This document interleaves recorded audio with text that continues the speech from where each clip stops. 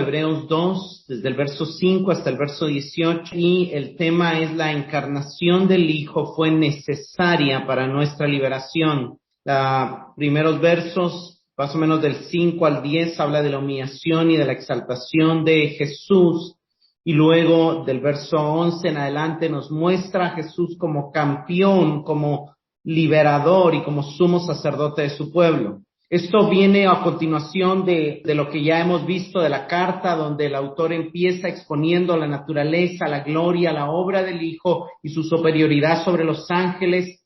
Luego el autor en el principio del capítulo 2 hizo un llamado a sus lectores a no descuidar lo que Dios ha hablado por medio del Hijo, para no ser llevados a la deriva por la corriente de este mundo. Explicó que necesitábamos seguir enfocándonos en Cristo, prestando atención a sus palabras, las cuales son confirmadas por el Padre por medio de evidencias tangibles en los procesos de transformación a nuestra alma, en la comunidad de la iglesia y en las respuestas de Dios que exceden lo que pedimos o entendemos. Y así el autor pasa de una parte de exhortación a una parte de exposición en el resto del capítulo 2, que es lo que vamos a estar viendo en esta noche.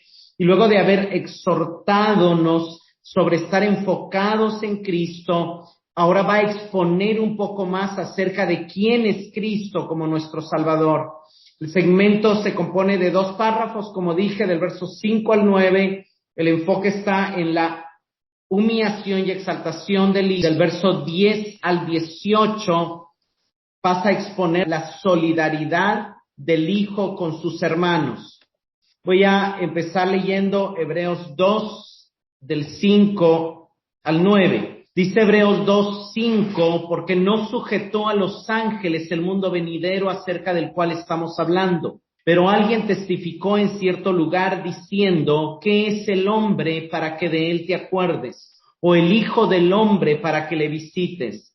Le hiciste un poco menor que los ángeles, le coronaste de gloria y de honra y le pusiste sobre las obras de tus manos.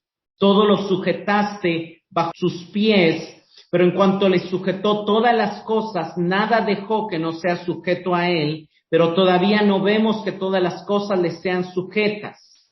Pero vemos a aquel que fue hecho un poco menor que los ángeles, a Jesús, coronado de gloria y de honra, a causa del padecimiento de la muerte, para que por la gracia de Dios gustase la muerte por todos. Lo primero que dice el verso 5, luego de recordar que pongamos atención a las palabras que habló Cristo, que fueron confirmadas por los apóstoles, hablando de Cristo dice, porque no sujetó a los ángeles el mundo venidero del cual estamos hablando, sino que lo sujetó obviamente a Cristo, porque está hablando de Cristo. Lo interesante es que lo primero que el autor dice aquí, él vuelve a retomar toda la exposición que ha dado sobre la superioridad de Cristo por encima de los ángeles, del verso 5 al 14 del capítulo 1, y aquí continúa con el pensamiento donde nos mostró que los ángeles sí son gloriosos, sí son maravillosos, pero adoran al Hijo, fueron creados por el Hijo y son comisionados por el Hijo. Y dentro de esas comisiones, que obviamente esto era algo común para la mentalidad judía, que para nosotros tal vez va a ser algo nuevo, es que los ángeles tienen cierto nivel de gobierno en nuestro mundo. Pero lo primero que dice, no sujetó a los ángeles el mundo venidero. El autor no lo dice claramente, pero el autor trae el pensamiento de que el mundo actual está sujeto a los ángeles, pero que el mundo venidero ya los ángeles no van a tener ninguna posición de autoridad o de gobierno después de la venida de Cristo. El mundo venidero no va a tener, en el mundo venidero los ángeles no van a tener una posición de autoridad. Pero en esta temporada Dios ha confiado la administración del mundo terrenal a los ángeles. No va a ser así en el milenio, no va a ser así en los cielos nuevos y en la tierra nueva, pero en esta temporada Dios lo diseñó así. Veamos Deuteronomio 32:8. Cuando el Altísimo dio a cada pueblo su tierra, cuando repartió a los hijos de Adán, fijó las fronteras de sus pueblos según el número de hijos de Dios. según el número de hijos de Dios o según el número de ángeles de Dios. La Nueva Traducción Viviente dice según el número de su corte celestial. Da a entender que Dios fijó las fronteras de los pueblos o estableció los límites de las naciones acorde al número de los ángeles, implicando que están bajo sujeción de los ángeles. Esto no vamos a ir a muchos pasajes porque no es el enfoque del pasaje y tenemos varios versículos más que el autor solo lo está poniendo como algo, pero por ejemplo en Daniel vemos que habían ángeles de Persia, ángeles de Grecia, que eran básicamente esos ángeles encargados obviamente de las naciones de Persia y de las naciones de Grecia. En Zacarías vemos los ángeles controlando los vientos de la tierra. En Zacarías 6:5, Pablo escribe a los corintios y les dice, ninguno de los príncipes, de los principados de este mundo conoció quién era Cristo, porque si lo hubieran conocido no lo hubieran crucificado, hablando obviamente de los seres celestiales que se movieron detrás de la crucifixión de Cristo. Y básicamente eso es algo que vemos, que aunque no es tan evidente para nosotros en los profetas, detrás de los gobernantes, detrás de los imperios, detrás de los emperadores, han habido ángeles actuando. Pero eso es el tiempo presente. Algunos han dicho que esto se refería a un tiempo antes del hombre y eso no tiene sentido, por lo que dice Deuteronomio 32:8, se refiere a este tiempo, no a un mundo previo a la creación de Adán, sino a un mundo donde ya están los seres humanos habitando en naciones. Pero aquí nos habla del mundo venidero, y el mundo venidero para el autor a los hebreos tiene que ver con la ciudad venidera, con el reino venidero. Y la ciudad venidera, veamos qué dice Hebreos 13:14. Porque no tenemos aquí una ciudad permanente, sino que buscamos la que está por venir. Entonces, aquí estamos de paso, pero nuestra ciudad a la que pertenecemos es venidera. Eso nos da a entender que el mundo venidero no solamente es el mundo que va a empezar a existir después de la venida de Cristo, sino que es el mundo espiritual donde ya Cristo está reinando y donde ya tenemos conexión y acceso. La ciudad venidera es nuestra ciudad, pertenece al mundo venidero, que es venidero para la realidad terrenal que nos rodea, pero es actual, presente y accesible para nosotros. Entonces, lo que está diciendo el autor es que la iglesia, nosotros como iglesia, ya no estamos bajo el gobierno de los ángeles. A nosotros ya no nos debe de afectar la situación económica, política, global del mundo que nos rodea, que sí está bajo el gobierno de ángeles, que la Biblia en otros pasajes les llama tronos, poderes, principados, potestades, pero nosotros ya no estamos regidos bajo ese gobierno. Nos afectan las decisiones en nuestra economía y en otras cosas, pero podemos accesar a nuestro rey y hallar refugio en nuestro rey por encima de la situación del mundo en que nos rodea. Para nosotros ya Cristo reina. Veamos Salmo 93:1. Decide entre las naciones, Jehová reina. Ciertamente Él ha afirmado el mundo y no será conmovido. Él juzgará a los pueblos con equidad. Amén. Jehová reina, Él ya reina, y su reino es inconmovible. Esto lo vamos a ver como el autor lo cita en Hebreos 12:28. Ya que estamos recibiendo un reino inconmovible, seamos agradecidos y agrademos a Dios, adorándolo con santo temor y reverencia. El reino que hemos recibido es inconmovible, y el Salmo 93:1 como el Salmo 96:10 nos dicen que el reino en el cual Dios reina es un reino inconmovible. Y el autor a los hebreos nos dice, dado que vamos a recibir, nos dice, hemos recibido, recibimos ya es una realidad. Ya el mundo venidero es accesible y posible para nosotros. Y eso es algo que debemos de atesorar. Entonces, demostremos gratitud, dice. Hemos empezado a experimentar aquí la realidad del mundo venidero porque ya podemos ser reinados por Cristo en medio de las circunstancias de este mundo. Sigue diciendo el verso 6, porque alguien testificó en algún lugar. Eso es bien interesante porque aunque fue David el autor no está enfocado en quién lo escribió, sino su enfoque es Cristo, y que la Biblia es la palabra de Dios. Entonces la identidad de la persona a través de la cual Dios registró sus palabras no es en realidad importante. Entonces él lo deja decir de esta manera: alguien, no es importante quién, pero Dios por medio de alguien testificó en cierto lugar qué es el hombre para que de él te acuerdes, o el hijo del hombre para que lo visites.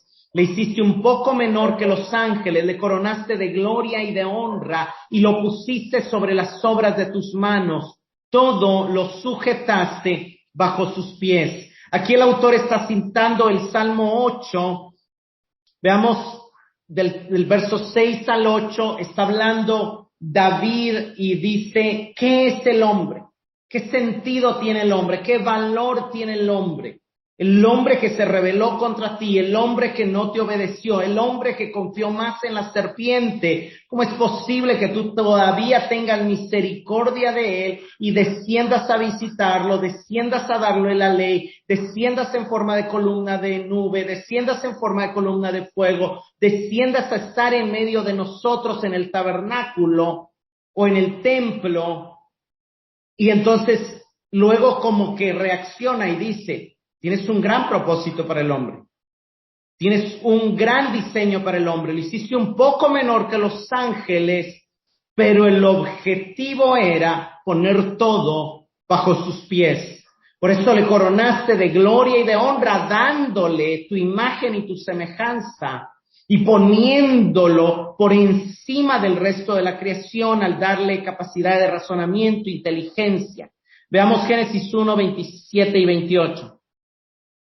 Y creó Dios al hombre a imagen de Dios los creó, varón y mujer los creó. Dios los bendijo, diciéndoles: sean fecundos y multiplíquense, llenen la tierra y sométanla, tengan autoridad sobre los peces del mar, sobre las aves del cielo y sobre todo ser viviente que se mueve sobre la tierra. Llama la atención que a esto se le llama mandato cultural. Dios le dio la orden al hombre de llenar la tierra y sojuzgarla o someterla y gobernar sobre todos los seres criados. Los humanos recibieron el mandato cultural de poner todo en sujeción a ellos, y ciertamente, aunque la caída afectó la relación con Dios, de alguna manera el hombre ha podido, de manera tal vez no perfecta, poner en todo bajo su sujeción, ha podido aprender a usar los minerales para crear la tecnología, para luz eléctrica, todo el desarrollo que tenemos, ¿verdad? El hombre ha hecho eso, las culturas se han desarrollado, se ha aumentado el nivel de comodidad, el nivel de productividad, el nivel de globalización, de conectividad. El hombre ha llegado a someter la tierra, aunque no perfectamente, porque por cuanto se separó de Dios, hubo ciertas cosas en las que quedó con ceguera, entonces ha puesto en riesgo la estabilidad de la tierra, el futuro de este planeta. Muchas especies de plantas y animales han sido puestas en riesgo por esa falla de pecado en el proceso de administración humana. Nuestra capacidad de cumplir nuestro llamado fue afectada por el pecado, sin embargo, esa capacidad ha sido restaurada en Jesús, está siendo restaurada en la iglesia y va a ser totalmente restaurada esta tierra en el milenio. Vayamos al Salmo 8, del 4 al 6, solo para ver la cita. Digo, ¿qué es el hombre para que te acuerdes de él? Y el hijo de Adán para que lo consideres. Lo hiciste un poco menor que los ángeles, lo coronaste de gloria y honor. Lo haces señorear en las obras de tus manos. Pusiste todas las cosas debajo de sus pies. Entonces, nuevamente, hay algo interesante porque dice: lo hiciste un poco menor que los ángeles y le haces señorear sobre las obras de tus manos, todo lo has puesto bajo sus pies. El verso 4 es posible que se esté refiriendo a Adán, de hecho el verbo dice Adán, y luego dice en la primera parte que es Adán para que de él te acuerdes, y que es la humanidad representada en Adán. Pero luego menciona al Hijo del Hombre, y es algo interesante que Jesucristo se llamaba a sí mismo el Hijo del Hombre de forma regular en los evangelios. Y esto nos muestra que el único que podía cumplir verdaderamente el diseño de Dios de señorear todo sin destruir la tierra y sin dañar los ecosistemas y la creación es Jesucristo. En los versículos citados, de versos del 4 al 6, se ven 3 etapas en la experiencia de Jesús. Primero, dice, le hiciste un poco menor que los ángeles, y eso nos habla de Jesús tomando forma de hombre, limitando su presencia, limitando su gloria, limitando su movilidad, porque un cuerpo humano no puede volar, no puede estar en todos los lugares al mismo tiempo y no puede hacer muchas cosas que sí podría hacer como Dios sin cuerpo humano, o que los ángeles pueden hacer, volar, viajar, transformarse. O sea, Jesús se hizo cuando se encarnó en el vientre de María y cuando nació como hombre, se estaba haciendo un poco menor que los ángeles. Luego el autor va a explicar la necesidad de por qué Jesús tenía que ser completamente humano para efectuar la redención. Pero luego murió en la cruz, luego resucitó y entonces fue coronado de gloria y esplendor al vencer la muerte, al triunfar sobre el pecado y al ascender a los cielos, cuando el Padre lo llamó y le dijo, ven, siéntate a mi diestra. Él está hablando de eso que ya nos contó, de la exaltación de Cristo, y su triunfo final sí será en su segunda venida, cuando se cumplirá todo lo sujetaste bajo sus pies.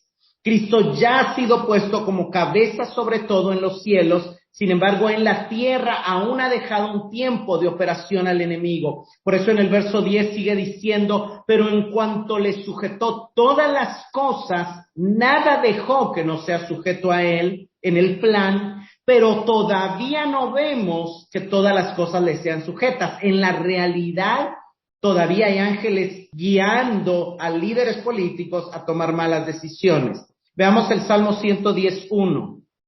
Dice el Señor a mi Señor, siéntate a mi diestra hasta que ponga a tus enemigos por estrado de tus pies.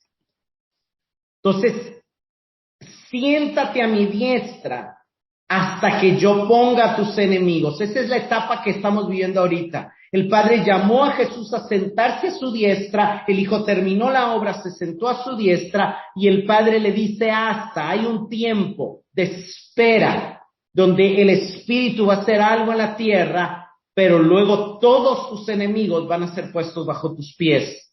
Vayamos a Apocalipsis 12, del 7 al 9. Entonces hubo una guerra en el cielo. Miguel y sus ángeles lucharon contra el dragón y sus ángeles. El dragón perdió la batalla y él y sus ángeles fueron expulsados del cielo. Este gran dragón, la serpiente antigua llamada Diablo, Satanás, el que engaña al mundo entero, fue lanzado a la tierra junto con todos sus ángeles. Saltemos al verso 12, por favor. Por lo tanto, alégrese, oh cielos, y alégrense ustedes los que viven en los cielos, pero el terror vendrá sobre la tierra y el mar, pues el diablo ha descendido a ustedes con gran furia, porque sabe que le queda poco tiempo. Entonces el diablo fue expulsado del cielo, se le dejó operación en la tierra, pero él mismo sabe que le queda poco tiempo. Esta victoria sucedió cuando Cristo resucitó y fue exaltado y entró en los cielos. El diablo quiso entrar, pero Miguel y sus ángeles lo detuvieron, le cerraron la entrada y quedó solamente operando temporalmente bajo la tierra. Y no solamente es el diablo, también son sus ángeles, que al final son los que de alguna manera influyen estableciendo los principios que actualmente gobiernan el mundo en cada nación y como principados. Verso 9, pero vemos a aquel que fue hecho un poco menor que los ángeles, a Jesús. Vean que el autor delimita y dice, no estoy hablando de todos los seres humanos, estoy hablando de Jesús. Y siempre en la carta a los hebreos que se menciona el nombre de Jesús, es que él quiere enfatizar la humanidad de Cristo. Él quiere enfatizar el hecho de que se humilló, que se hizo hombre como nosotros, no Dios, totalmente hombre. Claro, sin dejar de ser totalmente Dios. Pero en ese momento Jesús fue hecho un poco menor que los ángeles, pero ahora lo vemos coronado de gloria y honra. Esa coronación de gloria y honra no fueron los milagros que hizo en su ministerio, no fue cuando empezó su ministerio, no fue cuando predicó el Sermón del Monte, no, ahí no estaba coronado de gloria y honra. Dice, a causa del padecimiento de la muerte. Eso nos da a entender que la coronación de gloria y honra no la tuvo ni Adán ni ningún otro, sino hasta Jesús, porque Jesús fue el primero en resucitar, Jesús fue el primero en vencer la muerte. Entonces vemos a Jesús, hecho un poco menor que los ángeles, murió, pero ahora está coronado de gloria y honra, porque ya resucitó y porque ya está sentado a la diestra del Padre. Ahora, ¿por qué él tuvo que morir? Para que por la gracia de Dios, final del verso 9, gustase la muerte por todos. Y esto es sumamente interesante porque nos está hablando de que Cristo, el propósito de Dios al hacer a Cristo encarnarse totalmente hombre, era para que muriera por todos, para que muriera la muerte que no podíamos, que él no quiere que muramos, la segunda muerte. Todos vamos a morir, la mayoría posiblemente la primera muerte, pero ya no vamos a gustar, a sufrir la segunda muerte, porque Él la murió por todos los que creen, ¿verdad? Jesús necesitaba asumir una completa humanidad, y fue precisamente porque sufrió la muerte que ahora está coronado, que ahora fue coronado de gloria y esplendor. Eso es una repetición de Hebreos 1.3, donde Hebreos 1.3 nos decía, por cuanto efectuó la purificación de los pecados, se sentó. Lo que está diciendo, si él no hubiera efectuado la purificación de los pecados, si no hubiera muerto justo, santo, habiendo cumplido la ley, el Padre no lo hubiera invitado a sentarse, pero por cuanto cumplió ese papel, entonces el Padre lo invitó y le dijo, ven, siéntate a mi diestra. Otro pasaje que nos dice la misma verdad, vayamos a Apocalipsis 5:9. Y todos ellos cantaban esta nueva canción, solo tú mereces tomar el libro y romper sus sellos, porque fuiste sacrificado y con tu sangre rescataste para Dios a gente de toda raza, idioma, pueblo y nación. Porque fuiste sacrificado. Eres digno. La dignidad está ligada a su muerte. La dignidad de él, de abrir el libro, está ligada a su muerte sacrificial y al rescate, a la redención de gente de toda tribu, lengua, pueblo y nación. Entonces, ¿por qué el autor está explicando esto?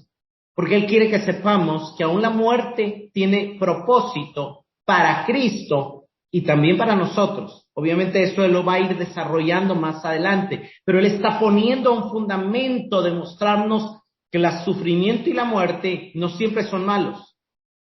El propósito de la encarnación de Cristo fue sufrir la muerte en nuestro lugar para pagar la pena por nuestros pecados, porque la única manera en que nosotros la hubiésemos podido pagar era muerte segunda, en el infierno, en el lago de fuego, condenación eterna. No había otra manera de pagarla, porque esa era la condena. Y esto ocurrió por la gracia de Dios, dice, porque por la gracia de Dios, para que por la gracia de Dios, por esa gracia que nos ama inmerecidamente, Él muriera en nuestro lugar. La gracia del Padre fue la que lo movió a dar a su Hijo con el fin de proveernos la redención necesaria para conducirnos a la gloria. Ve el verso 10, porque convenía a aquel por cuya causa son todas las cosas y por quien todas las cosas subsisten, que habiendo de llevar muchos hijos a la gloria, perfeccionase por aflicciones al autor de la salvación de ellos. Este pasaje es un pasaje profundo, pero empieza diciendo, convenía a aquel por cuya causa son todas las cosas. El que planifica, el que le da causa a todas las cosas dentro de las funciones de la Trinidad es el Padre. Generalmente el Padre promueve las causas, promueve los planes y el Hijo ejecuta y el Espíritu Santo sustenta, desarrolla. Ambos están conectados, ambos siempre, toda la salvación, toda la economía y la administración de la redención, de la creación, de la salvación, de la nueva creación, se ve un involucramiento de los tres, pero se ve siempre al Padre como la causa primera, como aquel por cuya causa son todas las cosas y por quien todas las cosas subsisten. Hablando del Padre, dice, convenía a Dios Padre, era apropiado para Dios Padre, que anhelaba tener muchos hijos, perfeccionara por medio de las aflicciones a quien él había designado como campeón, como pionero de la salvación de ellos. En el hebreo no es la palabra autor, la palabra es campeón, pero veamos lo primero. Lo primero que dice es que la redención, para que fuera consistente, apropiada, coherente con el carácter santo y justo de Dios, un Dios que no pasa por alto su justicia, un Dios que aunque su amor era grande, no iba a violentar su justicia para poder redimirnos. Él diseñó un plan que mostrara al mismo tiempo su amor y al mismo tiempo su justicia. La cruz. Veamos qué dice Romanos 3, 25 y 26. A quien Dios puso como propiciación por medio de la fe en su sangre, para manifestar su justicia, a causa de haber pasado por alto en su paciencia los pecados pasados, con la mira de manifestar en este tiempo su justicia, a fin de que Él sea el justo y el que justifica al que es de la fe de Jesús.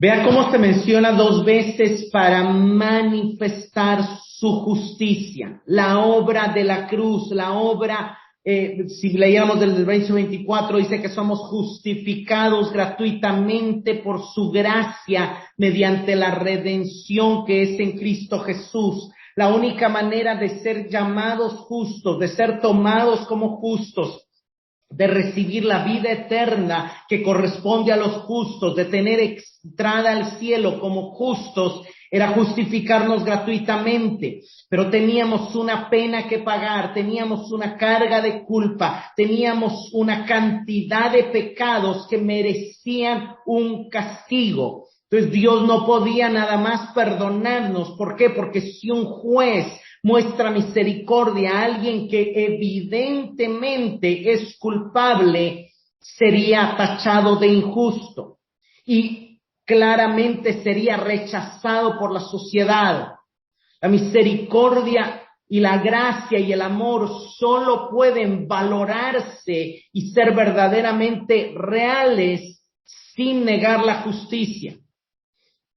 Un ejemplo clásico es que si un asesino entra y mata a tu familia y luego va a un tribunal y están todas las evidencias de que él mató a tu familia, pero el juez dice, este hombre claramente es culpable, claramente merece condenación, claramente cometió un delito, claramente destruyó y mató a la familia de esta persona de forma inocente, sin ninguna razón, causa, circunstancia.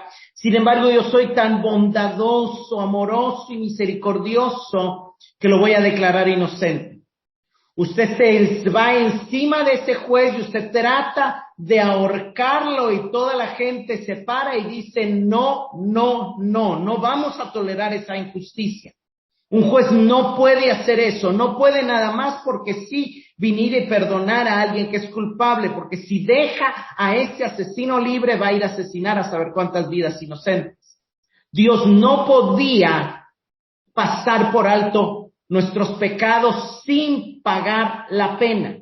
Pero cuando Él efectuó la redención en Cristo, manifestando su justicia, como ya había un precio, una culpa un sacrificio que pagaba por nosotros, entonces Él pudo pasar por alto nuestros pecados.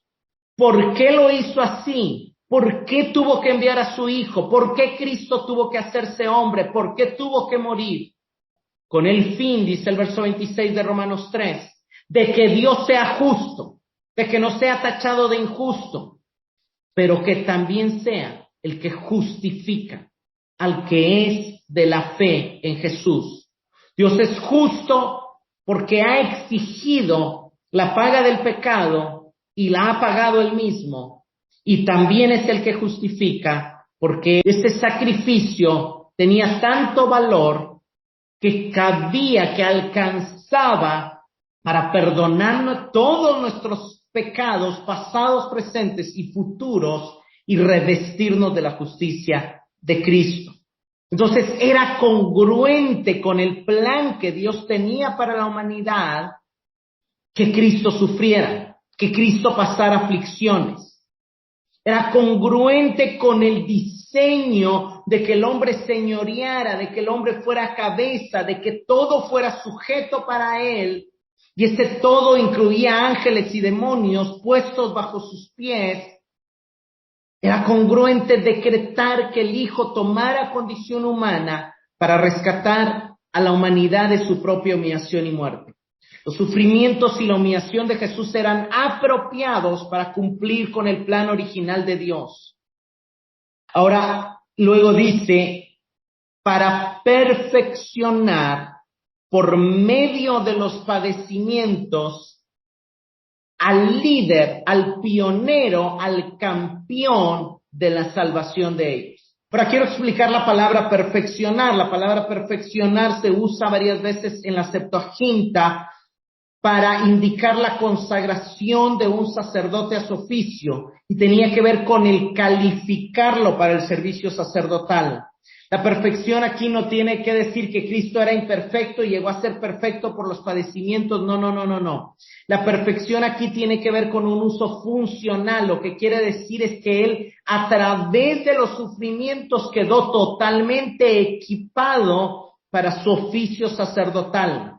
O sea, el sufrimiento le permitió redimirnos, el sufrimiento le permitió salvarnos, pero el sufrimiento también le permite entender nuestro dolor, entender nuestro pecado, entender nuestro sufrimiento y poder compadecerse de nosotros, poder comprendernos, poder socorrernos en medio del dolor y del engaño que atravesamos, aun sea así por nuestros propios pecados o por los pecados de otros.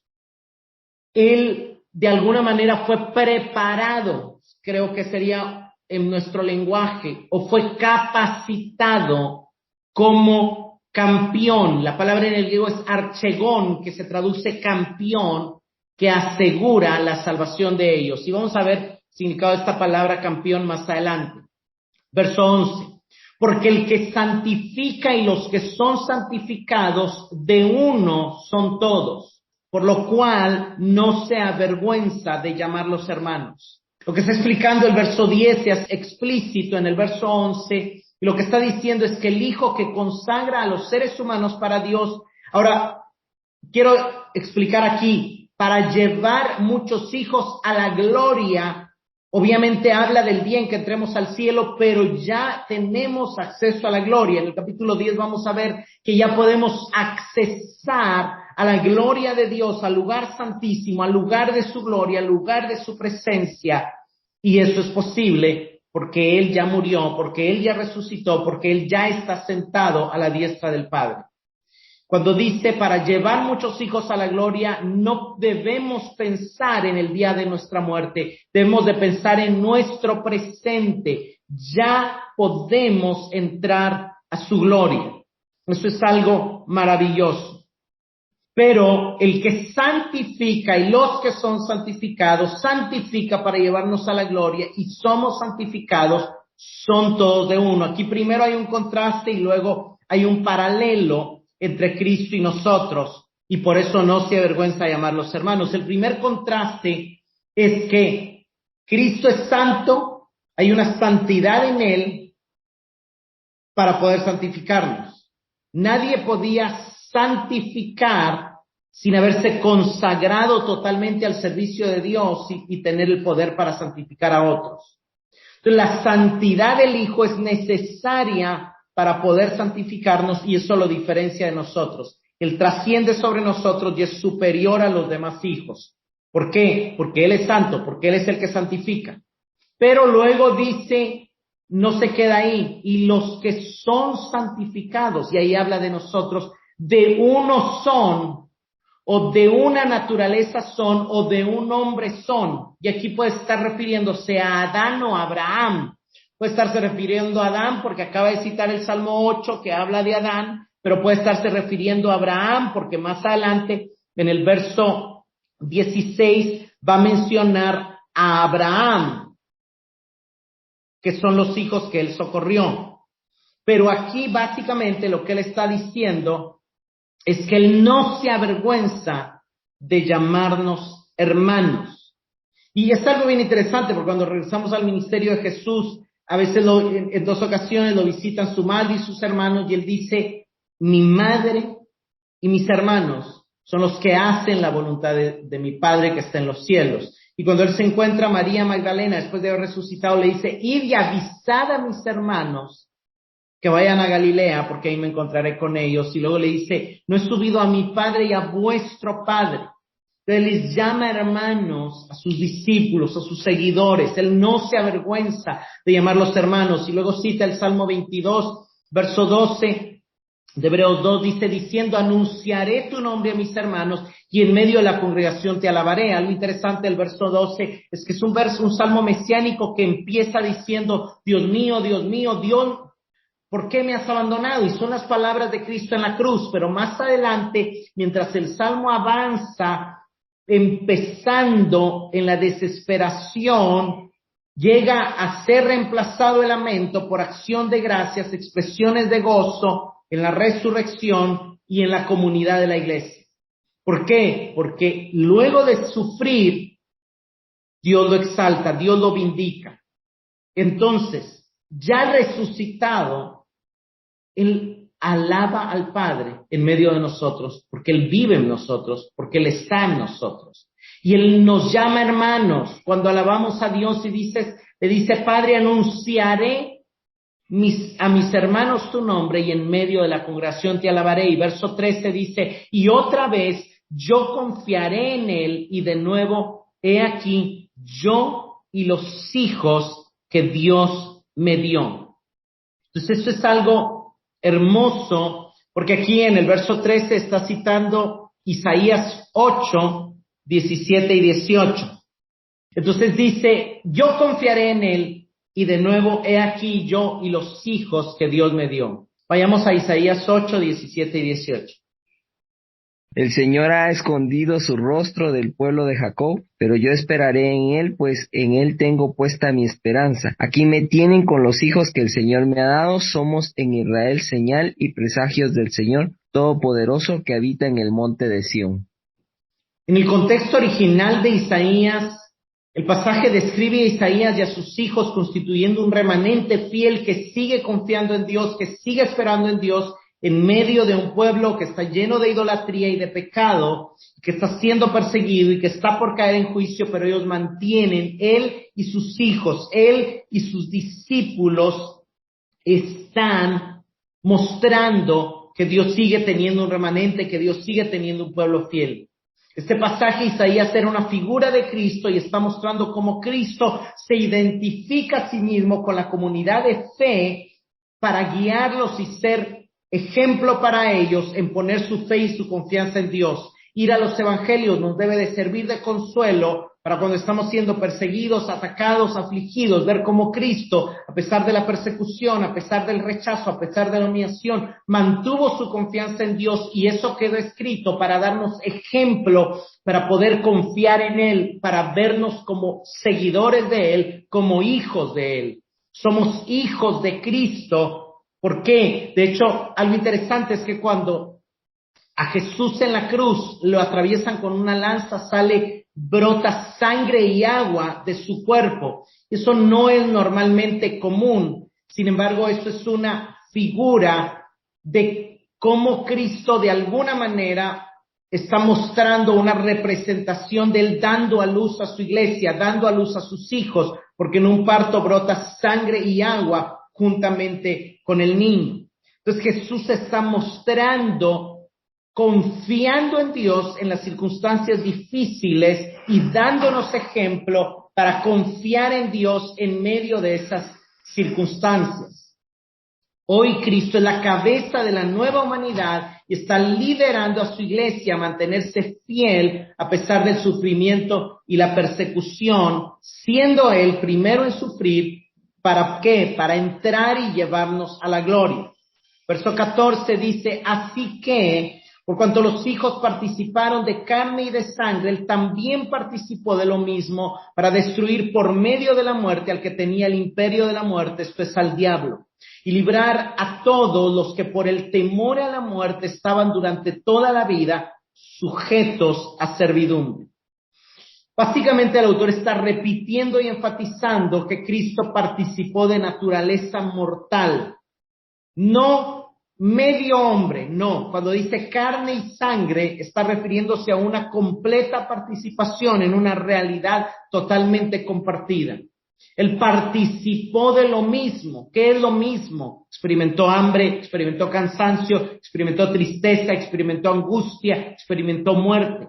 Renunció a las glorias preencarnadas de las que venía, abandonó la adoración de los santos ángeles para venir a ser despreciado y rechazado por los hombres. Se sometió al malentendido, a las negaciones, a la incredulidad, a las falsas acusaciones y a todo tipo de insultos y persecuciones. ¿Por qué? Para liberarnos, para destruir y anular el poder del diablo y liberar a los que él había sido esclavizado. Bien interesante porque primero nos cita el Salmo 8 donde habíamos sido diseñados para ser corona y tener todo bajo nuestros pies, y después nos muestra nuestra triste realidad. Somos esclavos del diablo y del temor a la muerte. Adán le entregó a Satanás el imperio de la muerte cuando fue seducido por la serpiente a rebelarse contra Dios, y vemos el contraste entre el Hijo y el diablo. El Hijo viene a vencer al diablo, y luego entre cómo el diablo esclavizó a la humanidad y el Hijo viene para liberarnos. Es irónico que el hombre que había sido creado para gobernar termina siendo esclavo, paralizado por el temor a la muerte. Desesperanza sujeta a la muerte caracteriza la existencia terrenal del hombre sin la intervención de Dios. Y temor a la muerte no es solo temor al momento en sí de la muerte. Temor a la muerte incluye las experiencias que vivimos que nos producen ansiedad. Es también miedo a no vivir, a no disfrutar la vida, a no triunfar, a no alcanzar los logros, a no sentirnos oídos, amados, valorados. Y hermanos, de ese temor surgen muchas motivaciones para pecar. Pero Cristo, por medio de su muerte, que no fue causada por el pecado, todos morimos por el pecado. De hecho, dice Romanos 5 en esa segunda parte, de que aunque antes de la ley pareciera que no había algo que midiera el pecado, la muerte era la evidencia de que todos pecaban. Pero Cristo no murió por causa del pecado, Él murió por obediencia a la voluntad del Padre. Y por eso pudo anular el poder del enemigo y vencer a la muerte. Segunda Timoteo 1:10 nos dice que Él destruyó el poder de la muerte y abrió el camino a la vida y a la inmortalidad por medio del Evangelio. Hermanos, y aquí toma relevancia el verso 10 donde se le llama es el campeón de la salvación. ¿Por qué? Porque por un lado, en relación a la santidad de Dios, Él fue el sacrificio perfecto y Él fue el cordero mudo que fue llevado al matadero, en el ángulo hacia Dios. Pero en relación al diablo, Él no vino como cordero mudo, Él vino como un guerrero que lo derrotó, que lo liberó. De hecho, Isaías 42:13 habla y dice, como guerrero saldrá, como hombre de guerra despertará, gritará un grito de guerra, contra sus enemigos prevalecerá. Isaías 59:17 y 18 nos muestra a Cristo también viniendo como guerrero, diciendo, se puso la justicia como coraza, el yelmo de salvación en su cabeza, se vistió con ropas de venganza, con furor para sus adversarios. Y Cristo también en su ministerio en Lucas 11, 20 al 22, él dice, si yo por el dedo de Dios echo fuera a los demonios, entonces el reino de Dios ha llegado a vosotros. Cuando un hombre fuerte, hablando del diablo, bien armado, custodia su palacio, sus bienes están seguros, sus esclavos están bajo esclavitud. Pero cuando viene uno más fuerte que él y lo ataca, ese es Cristo viniendo a atacar al diablo, no solamente en su ministerio de liberación de demonios, sino en la cruz, y lo vence, le quita sus armas en las cuales había confiado y distribuye su botín. Hermanos, mientras Dios intenta que su pueblo participe con él de su gloria, el pueblo está esclavizando, está experimentando esclavitud por miedo a la muerte o por miedo a vivir según la regla de este mundo. Pero el autor nos recuerda que Cristo se hizo hombre para asegurar nuestra salvación de dicha esclavitud. Eso es algo maravilloso.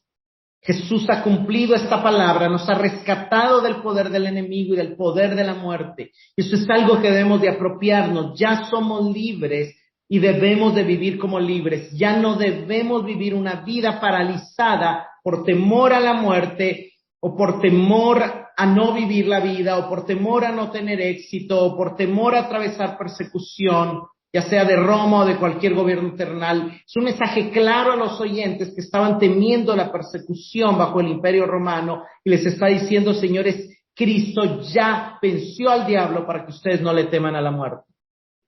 Verso 16 dice, porque ciertamente no socorrió a los ángeles, sino que socorrió a la descendencia de Abraham. El punto aquí es que los ángeles nunca han experimentado muerte o temor a la muerte, pero los descendientes de Abraham sí. Verso 17, por lo cual debía ser en todo semejante a sus hermanos, para venir a ser misericordioso y fiel sumo sacerdote en lo que a Dios se refiere, para expiar los pecados del pueblo. Él pudo haberse hecho ángel, pero eso no nos hubiera servido a nosotros, solo hubiera podido ayudar a los ángeles. Pero él prefirió ayudar a los hombres, porque él amó a la humanidad y porque él había diseñado a la humanidad para gobernar. Pero la humanidad se había perdido a causa del pecado.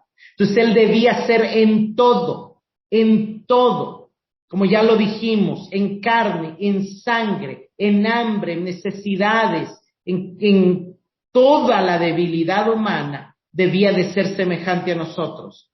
¿Para qué? Para poder ser misericordioso y fiel sumo sacerdote en lo que a Dios se refiere, para expiar los pecados del pueblo, para que Dios quedara satisfecho con el sacrificio de Cristo en nuestro nombre. Tenía que ser igual que nosotros. Un animal podía cubrir los pecados, pero no podía expiarlos completamente. Necesitaba ser hombre para que Dios quedara satisfecho con su sacrificio. El autor está diciendo que el propósito por el cual Jesús se hizo hombre fue para ser hecho sumo sacerdote, número uno, para poder ofrecerse a sí mismo como sacrificio por nuestro perdón. Esa es una de las funciones del sumo sacerdote, pero número dos, también para poder ayudarnos, también para poder compadecerse de nosotros, también para poder ser misericordioso y fiel. La parte de fiel la va a expandir en el capítulo 3. Verso 18. Por cuanto él mismo padeció siendo tentado, es poderoso para socorrer a los que son tentados. Solo regresando al verso 17, dice para expiar los pecados del pueblo. Aquí es importante entender que el pueblo aquí ya no es Israel. El pueblo es el nuevo pueblo, la iglesia, el nuevo pueblo formado en Cristo por judíos y gentiles sin pared intermedia de separación. Ahora dice, por cuanto él mismo padeció siendo tentado. Cristo fue tentado pero sin pecado. Esto lo va a repetir y lo va a explicar más también en el capítulo 5. Pero aquí está poniendo un fundamento y está diciendo, él sabe lo que es desear el pecado, o lo difícil que es cumplir la justicia, lo difícil que es obedecer los mandamientos, lo difícil que es estar cansado, tener hambre, necesitar dormir. O sea, él conoce nuestra debilidad. Él padeció siendo probado en todo, tentado en todo. Y por eso es poderoso para socorrer a los que son tentados. Desde que la carta inició, esta es la primera aplicación a la situación real de ellos. Ellos están siendo perseguidos, están siendo tentados a dejar la iglesia, a abandonar a Cristo, pero deben de saber que Cristo sufrió por ellos, que Cristo murió por ellos, que Cristo les dio acceso a la gloria, que Cristo entiende la tentación de huir ante la persecución, de huir ante el dolor, y que Él es poderoso para ayudarlos, porque Él sabe lo que es sufrir, y ya ha vencido sobre el dolor y sobre el sufrimiento, y ya está reinando a la diestra del Padre. Hermanos, Cristo ha sido designado no solamente para perdonarnos, Él está designado también por el Padre. Y esto es algo nuevo de la carta de los Hebreos, que no está tan claro en las otras cartas, las funciones sacerdotales de Cristo, aunque Pablo sí lo menciona, pero no lo explica tan detalladamente. Pero Cristo ha sido designado para fortalecernos en nuestras tentaciones y conflictos. La encarnación de Cristo expuso a Cristo a los conflictos y a las tensiones de la vida humana, llegando al clímax de sufrir la muerte. Y en todo esto Él demostró su fidelidad a Dios, su fe en Dios, probando estar capacitado para ser un fiel sumo sacerdote. Su encuentro con el sufrimiento y con la muerte lo equipó como nadie puede estarlo para ayudar a personas ordinarias, pecadoras y sufrientes. Fue tal la solidaridad del Hijo con nosotros que se hizo como nosotros para morir por nosotros, con el fin de santificarnos, de liberarnos, de llevarnos a la gloria y de socorrernos en medio de las tribulaciones. En un solo pasaje, el autor nos muestra cómo el Hijo ha sido exaltado, pero a pesar de estar exaltado, continúa identificándose con su pueblo oprimido. A veces tendemos a pensar, no, Cristo está ahí a la diestra del Padre, no se acuerda de mí. Y el autor nos dice, Él está intercediendo por nosotros. Él está pensando en nosotros, Él se está identificando con nuestro dolor, Él conoce nuestra tentación, Él conoce nuestra humillación, Él conoce las cosas por las que estamos pasando en persecución. De Hebreos 2:15, debemos de saber que hemos sido liberados de la muerte y del temor a la muerte, dado que Él fue nuestro sustituto en la cruz. Y de Hebreos 2:18 debemos de saber que cuando somos tentados, Él nos comprende, Él puede ayudarnos, porque Él también fue tentado en todo. Termino con algunas preguntas de reflexión. ¿Notas que el diseño original por el cual Dios creó al hombre fue compartir el gobierno de la creación con Él? ¿Y cuán triste es que terminó siendo esclavo del pecado y del temor? ¿Te hizo este tema entender cuán necesaria era la encarnación de Cristo? ¿No te impresiona el hecho de que Dios se hizo totalmente hombre y en lugar de huir del sufrimiento, como a veces lo queremos hacer nosotros, asumió el sufrimiento para poder, por un lado, pagar por nuestros pecados, por otro lado, vencer al diablo y a la muerte, pero también para comprendernos y socorrernos en nuestro dolor? ¿Has experimentado la libertad del temor a la muerte, a que tu vida sea como la ideal que vence el mundo, o todavía te afligen las tribulaciones y dificultades? ¿Estás dispuesto a confiar en Cristo como sumo sacerdote para dejar que Él te ayude en medio de tus tribulaciones, tentaciones y dificultades? ¿A correr a Él? ¿Te consuela saber que Cristo te ayuda no sin comprender lo que estás pasando, sino por cuanto Él mismo también padeció y puede comprendernos total y completamente en nuestro dolor, en nuestra tentación? Creo que esto debe servirnos de consuelo. Oremos al Señor. Padre, te damos gracias por tu palabra, te damos gracias por el maravilloso milagro de la encarnación de tu Hijo. Señor, gracias porque siendo Dios, te hiciste igual a nosotros en todo, de carne, de sangre, de hueso, sujeto a hambre, sujeto a dolor, sujeto a debilidad. Y sin embargo, aunque fuiste tentado en todo, nunca pecaste, nunca te rebelaste contra Dios, nunca tomaste una decisión fuera de la voluntad de Dios. Y esa justicia la acreditaste para poder en la cruz tomar nuestro pecado y otorgarnos tu justicia. Señor, queremos abrazar esta verdad y queremos aprovechar el acceso a tu gloria que tú nos abriste por medio de tu sacrificio a través de la oración.